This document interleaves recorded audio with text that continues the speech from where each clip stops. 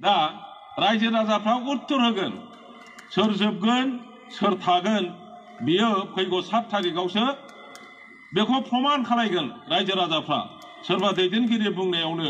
बिपिएफआ जोबनाय नङा सोरबा इउपिपिएलनि नेताफोर बखिलाबायनायावनो जोङो फावसायनानै थानाय नङा बिटिआरआव खयथा बिभाग खयथा डिपार्टमेन्ट होगोन बेबो रायखाङाखै साख्रि होनो हागोन ना हाया रायखाङाखै खयथा समस्ति जागोन रायखाङाखै जेबो रायखाङाखै दा बेखायनो जोंनि मोनखानाय 40टा बिभागनि गेजेराव 16था बिभागखौ प्रमद बर'आ डिसिफोरनो हरदों जेब्ला जों बुंबाय बे 16थाखौलाय माथो हरखो बिथाङा मा बुंदों बे 16था बिभागखौ जों हराखै रायजोफोर जोंजोंनो दङ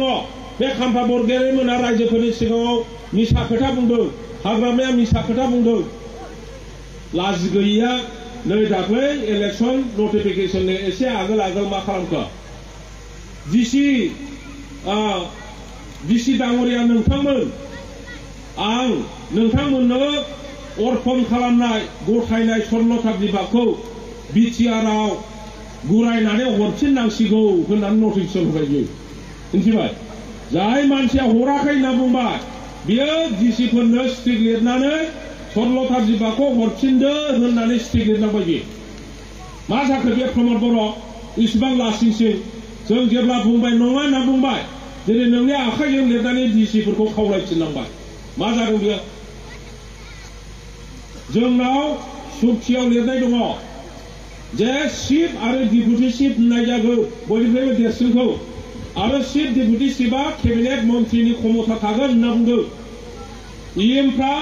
स्टेट मन्थ्रिनि क्षमता थागोन होनदों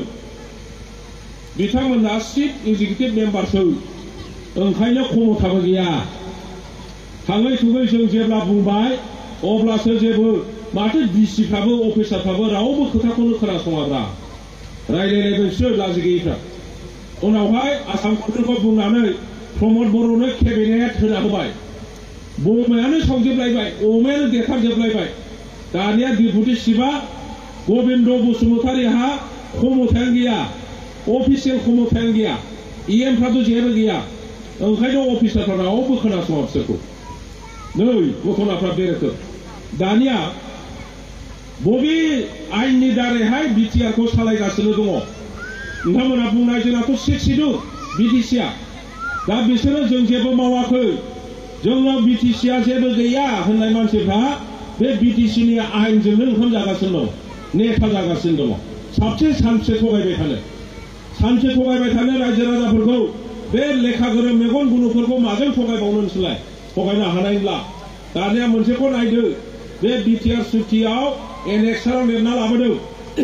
बे दतमा थुलुंगाफुरियाव कालचारेल सेन्टार खालामगोन कालचारेल सेन्टार अफ एक्सेलेन्स